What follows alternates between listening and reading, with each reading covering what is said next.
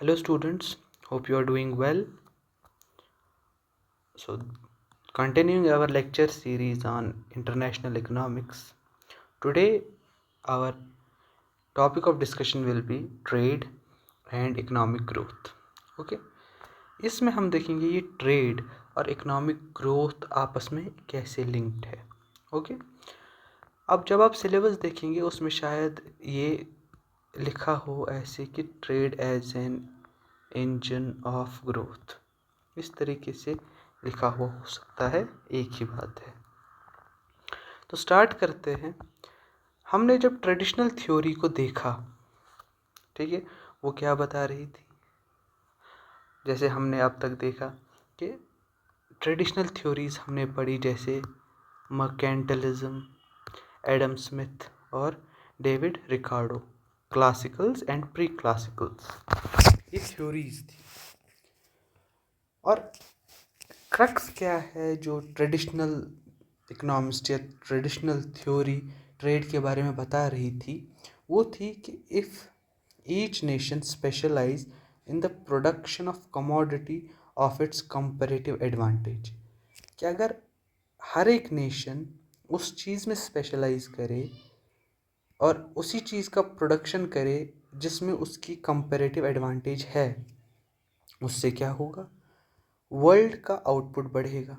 क्योंकि उसमें उस नेशन की स्पेशलाइजेशन है तो उसमें कंपैरेटिव एडवांटेज है उस नेशन का. जैसे ही कंपैरेटिव एडवांटेज आता है, इसका मतलब बाकी नेशंस के मुकाबले वो ज़्यादा प्रोड्यूस कर पाते हैं. तो जैसे ही वो ज़्यादा प्रोड्यूस कर पाएंगे, हमारा वर्ल्ड का आउटपुट बढ़ेगा. और थ्रू ट्रेड, जब वो ट्रेड करेंगे इस स्पेशलाइज्ड कमोडिटी का जिसमें उनका एब्सोल्यूट या कंपैरेटिव एडवांटेज है, तो क्या होगा, दोनों नेशंस को गेन होगा. जो भी नेशन इस चीज़ के साथ जाएगा वो ट्रेड से गेन करेगा. ये ट्रेडिशनल थ्योरी कह रही थी. अब इन्होंने क्या कहा, फर्दर हम चलते हैं. इन्होंने कहा कि जैसे फैक्टर एंडोमेंट्स का और टेक्नोलॉजी का डिस्ट्रीब्यूशन है, ठीक है, किन किन के बीच में, डेवलपिंग और डेवलप्ड कंट्रीज़ के बीच में. ओके, तब क्या होगा, अब डिस्ट्रीब्यूशन कैसा है, कहीं पे टेक्नोलॉजी कम है, कहीं पे टेक्नोलॉजी ज़्यादा है. फैक्टर एंडोमेंट्स मतलब लेबर और कैपिटल. तो जैसा इनका डिस्ट्रीब्यूशन है बिटवीन डेवलपिंग और डेवलप्ड कंट्रीज़ का, हमें क्या मिलता है, ये थ्योरी कहती है कि जो डेवलपिंग कंट्रीज़ है और जो डेवलप्ड कंट्रीज़ है, दोनों के अलग अलग मोटिव्स होने चाहिए. ये ट्रेडिशनल थ्योरी कह रही है. क्या है, तो जो डेवलपिंग कंट्रीज़ है उनको स्पेशलाइज करना चाहिए primarily in the production and export of raw materials, minerals, food. किसको एक्सपोर्ट करना चाहिए, डेवलप्ड नेशंस को.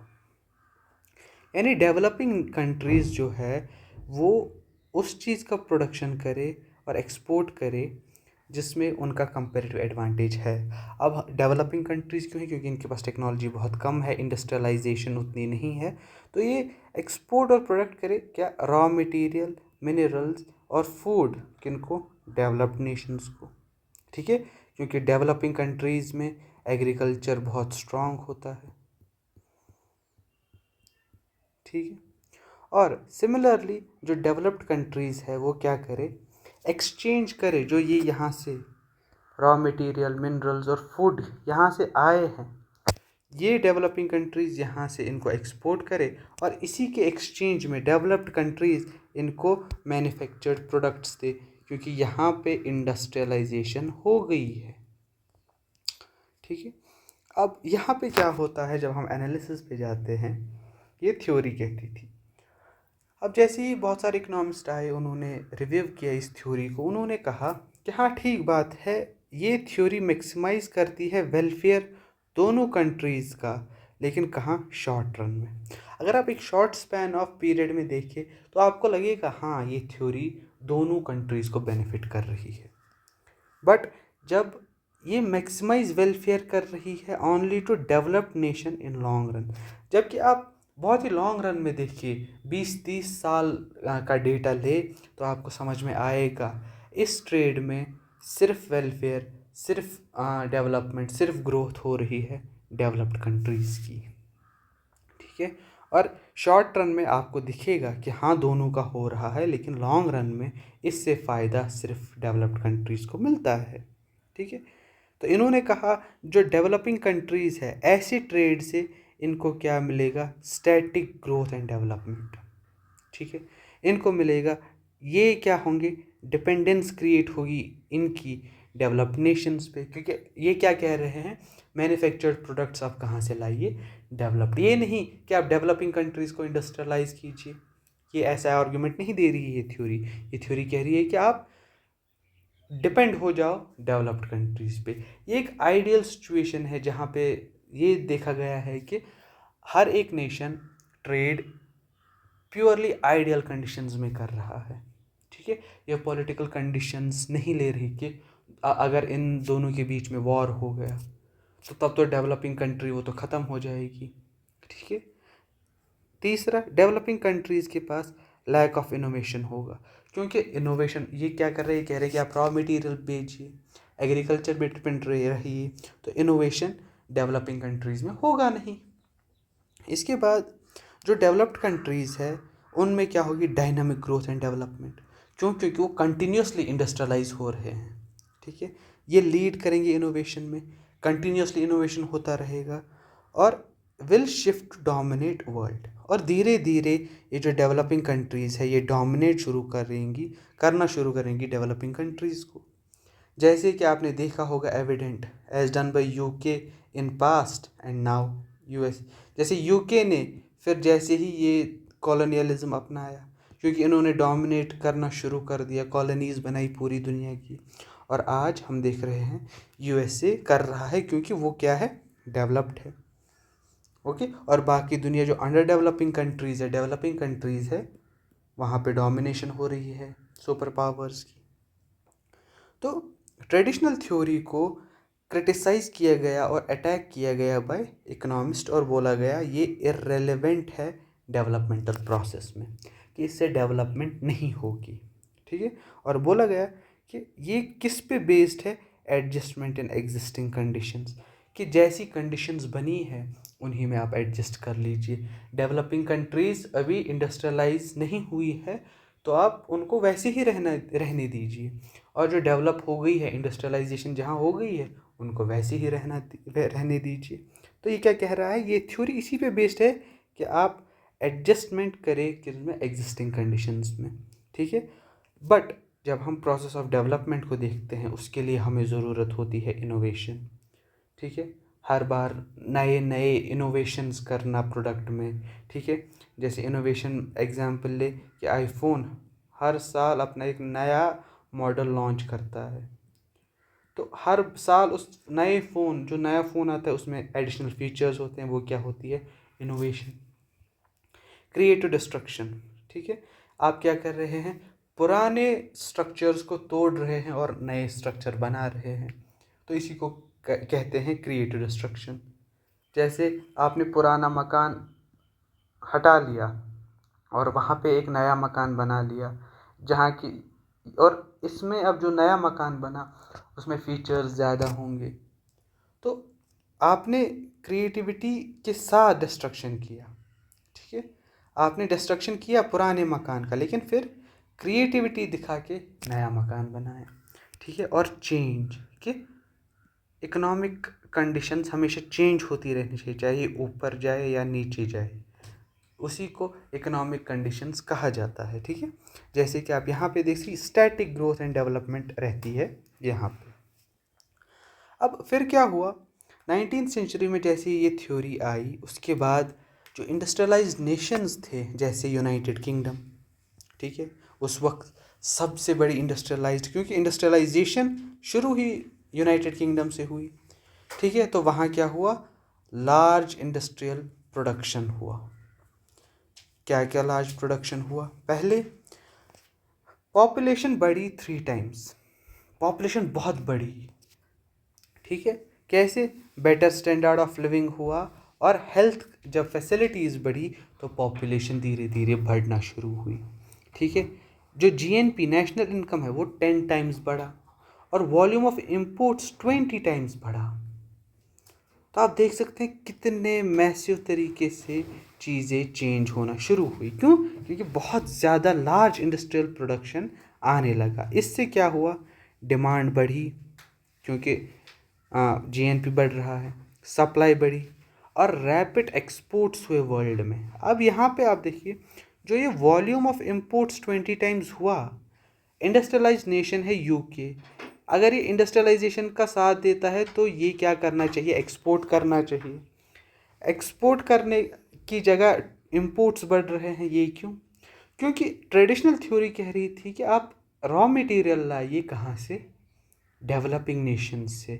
और यूके ने उसी फिलॉसफी को आगे ले जाकर कॉलोनीज बनाई। तो ये रॉ मटेरियल जो आ रहा था इंडिया से आ रहा था।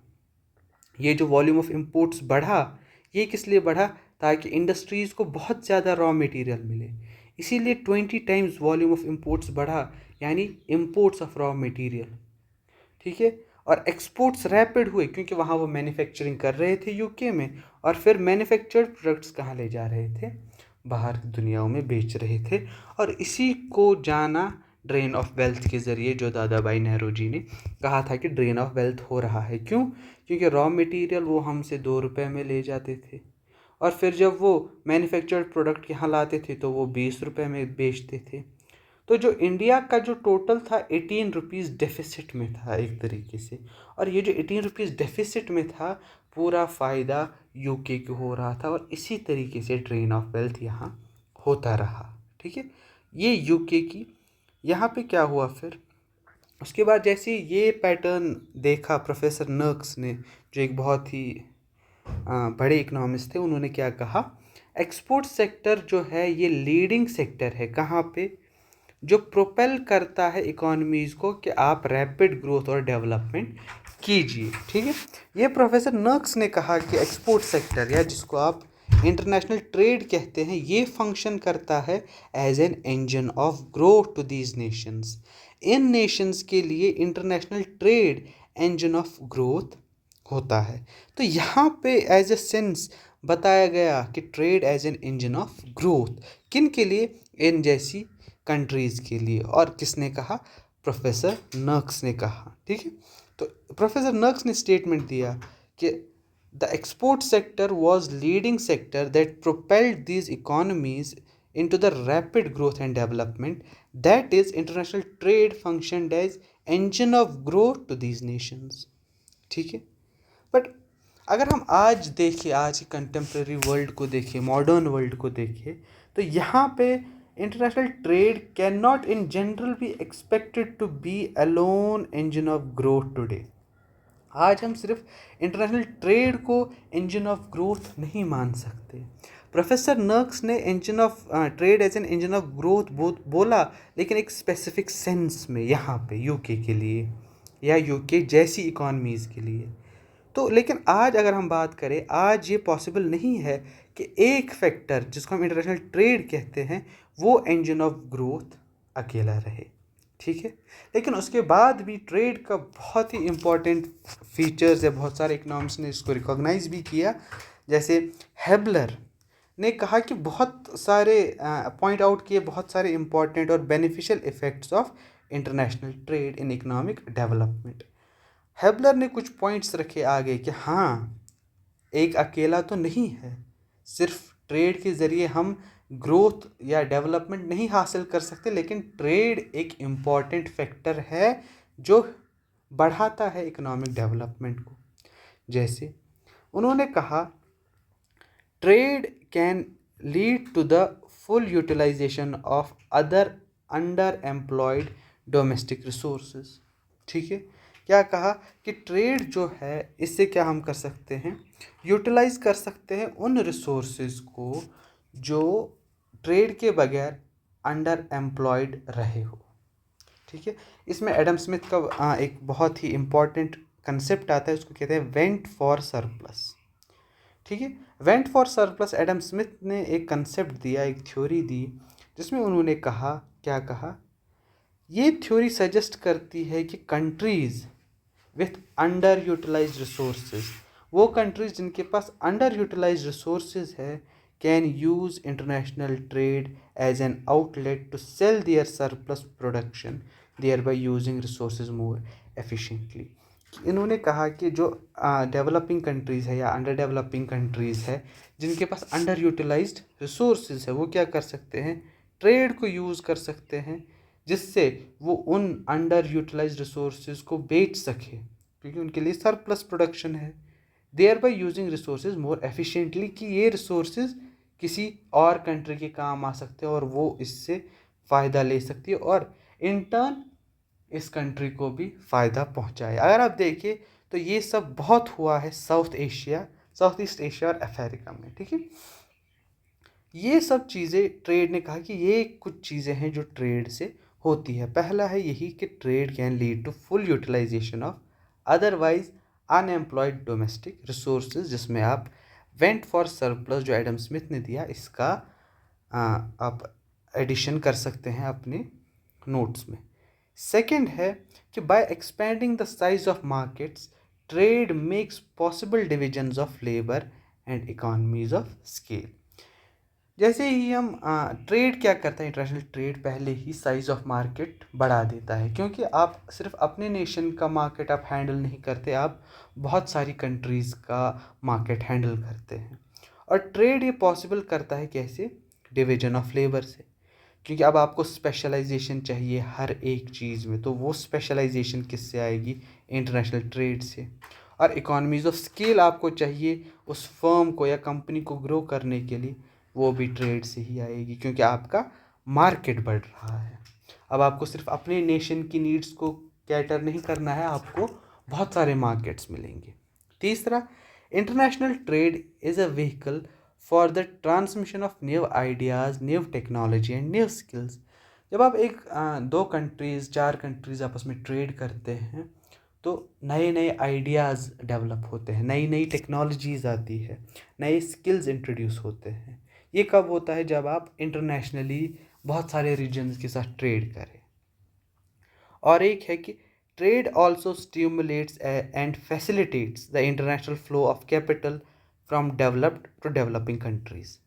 अब इंटरनेशनल ट्रेड ये भी बहुत इंपॉर्टेंट फंक्शन है ट्रेड का, कि क्या होता है, जैसे आप डेवलप्ड कंट्री ले लें यूएसए और डेवलपिंग नेशन ले लें इंडिया, तो यहाँ पे क्या होगा, जैसे ही हम ट्रेड करेंगे तो जो सरप्लस कैपिटल है यूएसए के पास वो भेजेगा इंडिया, क्योंकि इंडिया के पास डेफिसिट कैपिटल है, ठीक है। तो इंटरनेशनल ट्रेड क्या फैसिलिटेट करता है, फ्लो ऑफ कैपिटल, जिसको हम आज कहते हैं FDI, foreign direct investment. Okay, ये फॉरेन डायरेक्ट इन्वेस्टमेंट टूल है जिसकी वजह से ये पॉसिबल हो पाता है। और एफडीआई के लिए भी आपकी इकॉनमी जो है वो ओपन होनी चाहिए इंटरनेशनल मार्केट्स के लिए, तो फ्लो ऑफ कैपिटल भी आपको आ जाता है। और एक है, in large Nations like India importation of new manufactured products stimulate aggregate demand. अब इंडिया की पॉपुलेशन 140 करोड़ है, इतनी ज़्यादा पॉपुलेशन की डिमांड कितनी ज़्यादा होगी, कितनी ज़्यादा वैरायटी होगी टेस्ट्स में, प्रेफरेंसेस में। तो वहाँ पे क्या होता है, इंडिया जैसे नेशंस में ट्रेड बहुत इम्पॉर्टेंट है, क्योंकि आप जब इंपोर्ट करते हैं नए नए मैन्युफैक्चर्ड प्रोडक्ट तो स्टिमुलेट डिमांड होती है। आप देखिए कोई एक प्रोडक्ट अगर लॉन्च हो जाए, कोई एक नया प्रोडक्ट, तो आप देखिए आपके पास पहले ही 140 करोड़ डिमांड है उसके लिए, ठीक है। तो इतनी बड़ी डिमांड और इतनी ज़्यादा वैरायटी, इतनी ज़्यादा टेस्ट प्रेफरेंसेस हर एक इंडिविजुअल के अलग अलग है, तो स्टिमुलेट एग्रीगेट डिमांड होती है, उस फर्म के लिए एक बहुत बड़ी अपॉर्चुनिटी रहती है। International trade is an excellent anti monopoly weapon as it stimulates competition. अब देखिए इंडिया जैसे नेशन में एक कंपनी है जो मोनोपोली में है, कि उसके बराबर कोई आ नहीं पाता है, ठीक है। उसने मार्केट को डोमिनेट कर रखा है और मार्केट में वो किसी और को घुसने नहीं दे रही। तब क्या होता है, हम इंटरनेशनल ट्रेड का यूज़ कर सकते हैं। जैसे हम यूएसए से उससे बड़ी कंपनी ला सकते हैं और उसकी वजह से क्या होगा, कंपटीशन बढ़ेगा। ठीक है, तो ट्रेड को हमने यूज़ किया एज एंटी मोनोपोली वेपन और कंपटीशन आपके नेशन में आ गया।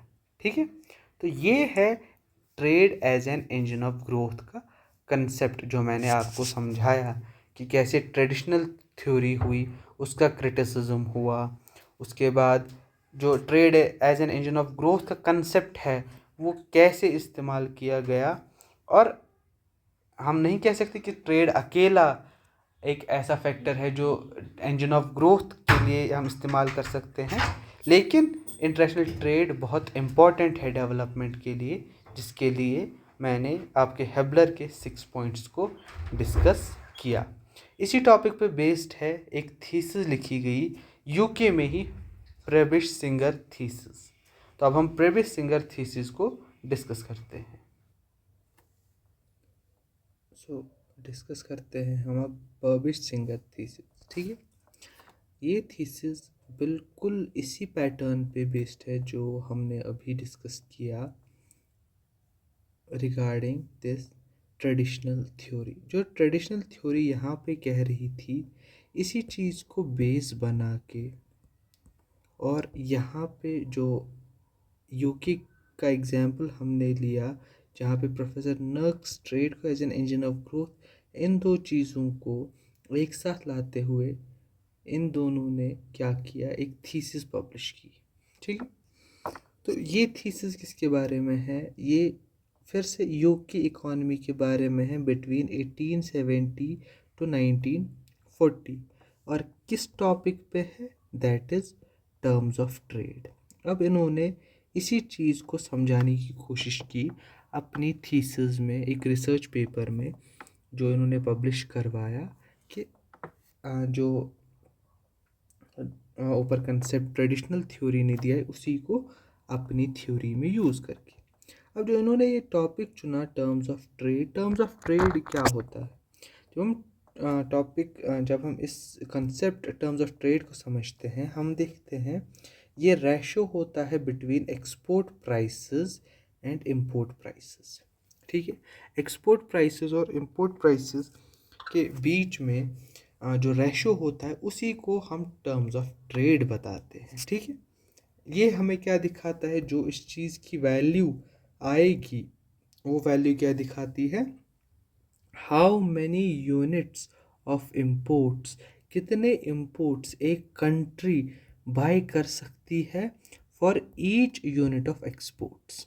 ठीक है, हम कितने इम्पोर्ट्स ला सकते हैं एट ए गिवन वैल्यू कि हम जितने हम एक्सपोर्ट्स करते हैं। ठीक है, जैसे मैं एग्जांपल लूँ यहाँ पे कि रशिया और इंडिया के बीच में ट्रेड हो रहा है, तो रशिया इंडिया को बेचता है 1 बैरल ऑफ ऑयल, जिसका प्राइस अभी के हिसाब से जो मैं कह रहा हूँ जून 2026 के हिसाब से 7000 रुपीज़ के करीब बनता है।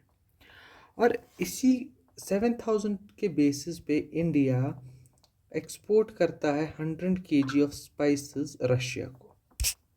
ठीक है, इसका मतलब यहाँ पे हम क्या कर रहे हैं, हम 1 बैरल ऑयल को इंपोर्ट कर पा रहे हैं at 100 kg of spices exports. ठीक है, इतने में, और ये क्या दिखाता है एक तरीके से, मतलब रशिया का 1 बैरल ऑयल और हमारे 100 kg स्पाइसेस का वैल्यू सेम है, और ये इसी हिसाब से हमें दिखाता है international purchasing power of a nation. ठीक है, परचेजिंग पावर क्या है नेशन की, वो हमें यहाँ पे पता चलता है। ठीक है,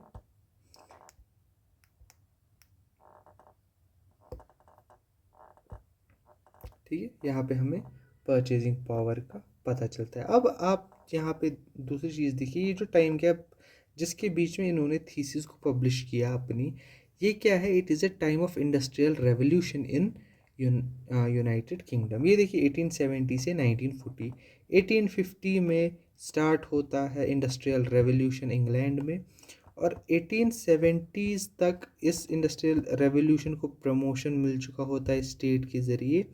और यहाँ पे क्या होता है, कॉलोनीज़ बनना स्टार्ट हो जाती है, जैसे इंडिया, जैसे साउथ अफ्रीका या बाकी। और 1940s तक यूके पीक पे होता है अपने इंडस्ट्रियल रेवोल्यूशन की। ठीक है, तो इस दौरान इन्होंने स्टडी किया यूके इकॉनमी को, और यहाँ पे क्या था, पीक ऑफ इंडस्ट्रीज़ और पीक ऑफ मैन्युफैक्चरिंग। ठीक है, तो इन्होंने क्या कहा, इन्होंने कहा दे टुक अंडर कंसिडरेशन टू इकॉनमीज। ठीक है, इन्होंने अपनी थीसिस में दो इकॉनमीज़ का जिक्र किया। एक जो डेवलप्ड इकॉनमी है जिसको इन्होंने यूके लिया, ठीक है, और इन्होंने कहा दूसरी इकॉनमी जो डेवलपिंग है उसको आप यूके के बगैर कोई भी ले सकते हैं। दो इकॉनमीज़ इन्होंने अपनी थीसिस में बताया। हम अपनी अंडरस्टैंडिंग के लिए जब जब मैं डेवलपिंग का इस थीसिस में बताऊं, उसके लिए मैं अंडरस्टैंड कर रहा हूँ ये इंडिया की बात चल रही है। ठीक है, तो इन्होंने कहा कि हम दो इकॉनमीज़ को कंसिड्रेशन में लेंगे, एक है डेवलप्ड जो कि यूके है, और दूसरी डेवलपिंग अब दुनिया में कोई भी उठा लीजिए, क्योंकि इस पीरियड के दौरान अगर हम देखें तो डोमिनेंट पावर जो था यूनाइटेड किंगडम था, क्योंकि ऑल ओवर द वर्ल्ड उसकी कॉलोनीज वर्क करती थी। ठीक है, तो इन्होंने क्या कहा, इन्होंने कहा इस थीसिस में कि दो इकॉनमीज़ को हमने कंसिडर किया, उसके बाद प्राइसेस ऑफ प्राइमरी कमोडिटीज़। ठीक है, ये क्या कहते हैं, प्राइमरी कमोडिटीज़ मतलब जैसे प्राइमरी कमोडिटीज़ मतलब रॉ मटेरियल, ठीक है, जैसे मिनरल्स, ठीक है, जैसे जो एग्रीकल्चर से हम डायरेक्ट फूड लेते हैं, प्रोसेस्ड फूड नहीं, बेसिक फूड जो हम एग्रीकल्चर से लेते हैं। तो इन्होंने कहा जो प्राइस है इन प्राइमरी कमोडिटीज़ की, ये क्या होगी, डिक्लाइन होगी ओवर टाइम। ठीक है, कम होगी, लेकिन रिलेटेड टू किसके, एज कंपेयर टू अगर हम ले मैन्युफैक्चर्ड गुड्स के। यहाँ तक ठीक है, ये इनका स्टेटमेंट था कि prices of primary commodity will decline over time relative to manufactured goods. ठीक है, अब इससे क्या प्रॉब्लम है, इन्होंने कहा कि धीरे धीरे अगर आप देखेंगे तो डेवलप्ड जो यूके है और अदर देन यूके जिसको मैं इंडिया ले रहा हूँ, कि धीरे धीरे इंडिया क्या है कि प्राइसेस ऑफ प्राइमरी कमोडिटीज़, और यहाँ पे उन्होंने कहा कि ये जो प्राइमरी कमोडिटीज़ है वो कौन एक्सपोर्ट कर रहा है, developing countries are usually the exporter of primary products. ठीक है, इन्होंने कहा जो हमने डेवलपिंग कंट्री और डेवलप्ड कंट्री ली, पहली बात तो ये है कि डेवलपिंग कंट्री क्या है, वो एक्सपोर्ट करती है यही प्राइमरी प्रोडक्ट्स, और इन्हीं प्राइमरी प्रोडक्ट्स का क्या होगा, प्राइस डिक्लाइन हो। और जो डेवलप्ड कंट्री है वो प्रोड्यूस और एक्सपोर्ट करती है मैन्युफैक्चर्ड गुड्स जिनका प्राइस रिलेटिवली इंक्रीज होगा। ठीक है, तो इन्होंने यही कहा कि प्राइसेस ऑफ प्राइमरी कमोडिटीज़, ये इनकी मेन लाइन थी जिनको जो ये प्रूव कर रहे थे। तो इन्होंने कहा प्राइसेस ऑफ प्राइमरी कमोडिटीज़, और प्राइमरी कमोडिटीज़ कौन करता है, डेवलपिंग कंट्री। ठीक है, और हमारे एग्जाम्पल में हमने लिया है इंडिया। ठीक है, और यहाँ पे मैन्युफैक्चर्ड गुड्स कौन देता है, डेवलप्ड कंट्री, और डेवलप्ड कंट्री से क्या है हमारा यूके। ठीक है, तो इन्होंने क्या कहा, जैसे ही prices of primary commodities decline होगी with time as compare to manufactured products, India की ग्रोथ कम होती चली जाएगी और यूके डेवलप होता चला जाएगा। कैसे, क्योंकि यहाँ पे जो है, जो अभी इन्होंने टॉपिक लिया था टर्म्स ऑफ ट्रेड, वो डिक्लाइन होना शुरू होगी किसके लिए, डेवलपिंग कंट्री के लिए। यहाँ पे समझिए कैसे ये कम होना शुरू होगी। पहले जो परचेजिंग पावर हमारा था, एक बैरल ऑफ ऑयल और 100 केजी ऑफ स्पाइसेस सेम थे, लेकिन धीरे धीरे ये जो स्पाइसेस है इनकी प्राइस कम होगी। ठीक है, तो हम एक बैरल ऑफ ऑयल अभी भी ख़रीदेंगे, लेकिन फिर हमें 150 केजी ऑफ स्पाइसेस देना होगा। ठीक है, इसका मतलब एज़ कंपेयर टू उनका ऑयल की क्वांटिटी सेम रही, हमारा बढ़ गया, इसका मतलब हमारा परचेजिंग पावर कम हो गया। ठीक है, इंडिया का परचेजिंग पावर कम हो गया।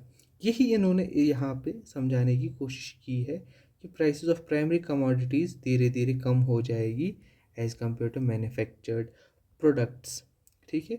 और वो क्यों होगा? क्योंकि टर्म्स ऑफ ट्रेड शिफ्ट हो जाएगा in the favour of developed country, ठीक है। डेवलप्ड कंट्री के फेवर में टर्म्स ऑफ ट्रेड धीरे धीरे शिफ्ट हो जाएगा।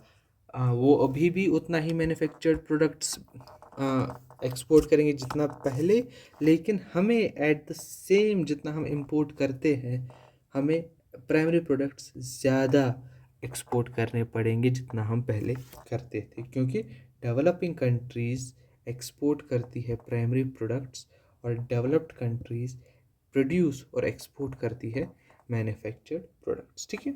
अब ये डिक्लाइन क्यों हुआ प्राइमरी गुड्स का, जो देन मैन्युफैक्चर्ड गुड्स प्राइस जो हम कहते हैं या इम्पोर्टेंस जो कहते हैं, वो क्यों डिक्लाइन हुई of primary goods? Manufactured goods ही क्यों की प्राइस डिक्लाइन नहीं हुई as compare to primary goods? क्यों?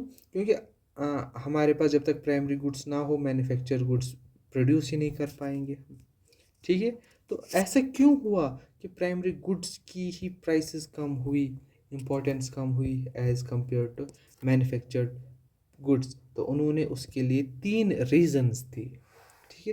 पहला रीज़न उन्होंने कहा कि technical progress is mainly concentrated in industries, कि जो हम प्रोग्रेस कहते हैं या जिसको हम डेवलपमेंट कहते हैं वो होती ही कंसंट्रेटेड है अराउंड इंडस्ट्रीज। आप देखेंगे जहाँ पे भी इंडस्ट्रियलाइजेशन शुरू होगा वहाँ वहाँ मॉडर्न टेक्नोलॉजी आती है, ठीक है। जैसे ही इंडस्ट्रियलाइजेशन स्टार्ट हुई आपकी मॉडर्न सोसाइटी बन जाती है, ठीक है। जैसे इंडस्ट्रियलाइजेशन हुई मॉडर्न पॉलिटिकल सिस्टम आ जाता है, ठीक है। जैसे इंडस्ट्रीज एस्टेब्लिश हुई मॉडर्न इकॉनमी वर्क करना स्टार्ट कर देती है। तो ये सारी चीज़ें रिवॉल्व अराउंड करती है इंडस्ट्रीज़ के।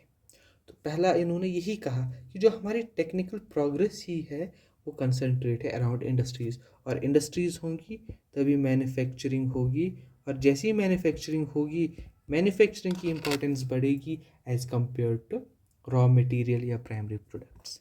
पहला रीज़न ये था। दूसरा इन्होंने कहा terms of trade of primary goods and manufactured goods has declined since 19th century. कैसे? यहाँ पे देखिए, जो प्राइमरी गुड्स है उनका जो उनके पास हमारे पास होता है अनफेवरेबल टर्म्स ऑफ ट्रेड, ठीक है। अनफेवरेबल टर्म्स ऑफ ट्रेड मतलब एक्सपोर्ट प्राइसेस ड्रॉप हो जाते हैं। जो मैंने अभी आपको कहा, एक बैरल तेल पे हम अभी 100 kg स्पाइसेस बेचते हैं, लेकिन एट द सेम टाइम दूसरी बार जब हम करते हैं एक बैरल पे हमें 150 kg, तो इसका मतलब हमारा एक्सपोर्ट प्राइस ड्रॉप हो गया है यहाँ पे, ठीक है। इसका मतलब कंट्री मस्ट एक्सपोर्ट मोर, हम 100 से शिफ्ट हो गए 150 kg, we are exporting more raw material to buy same manufactured imports, ठीक है। या यहाँ पे आप ऑयल लीजिए या मैन्युफैक्चर्ड ट्रक लीजिए, हम सेम 1 बैरल ऑयल के लिए एक्सपोर्ट्स को इंक्रीज़ करते हैं, ठीक है। लेकिन मैन्युफैक्चर्ड गुड्स के साथ क्या है?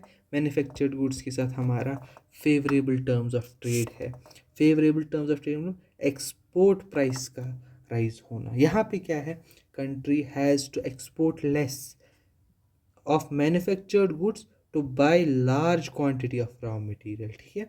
अब इसी चीज़ को आप रशिया की नज़र से देखिए, तो रशिया की नज़र से अगर अब उसको 100 kg ही स्पाइसेस की ज़रूरत है तो वो अब हमें 1 बैरल नहीं बेचेगा, वो हमें उससे कम ऑयल बेचेगा, लेस देन 1 बैरल। तो इसका मतलब उसको एक्सपोर्ट लेस करना पड़ रहा है सेम क्वांटिटी को ख़रीदने के लिए।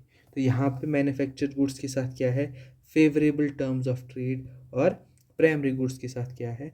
अनफेवरेबल टर्म्स ऑफ ट्रेड, ठीक है। एंड थर्ड ऑप्शन, जो थर्ड रीज़न उन्होंने दिया ऐसा क्यों होता है, that is developing countries specialise in production and export of primary commodities. Developing country क्या करती है? स्पेशलाइज करती है खुद को प्रोड्यूस करने में और एक्सपोर्ट करने में प्राइमरी कमोडिटी जैसे कि रॉ मटेरियल्स। क्यों?